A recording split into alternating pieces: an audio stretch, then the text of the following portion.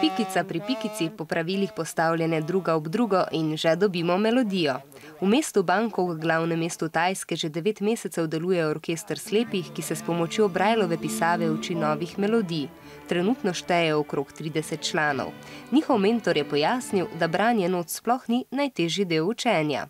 คอยประกบกับเด็กๆเพื่อที่จะให้ท่าทางถูกแปลไปเป็นการพามือทำตามตัวต่อตัวกับเด็กๆเองนี่ก็คือเรื่องยากเรื่องหนึ่งในการสอนเด็กตาบอดไม่สามารถจะสาธิตเหมือนกับคนตาดีได้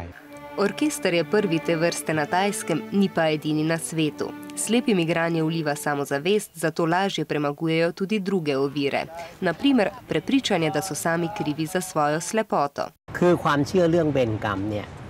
มันเป็นความเชื่อหนึ่งที่ทำให้ชีวิตของคนพิการเนี่ยต้องยอมจำนนแล้วก็นอนอยู่กับบ้านคอยรับเวรรับกรรมนั้นๆนะแล้วก็หลายๆครอบครัวก็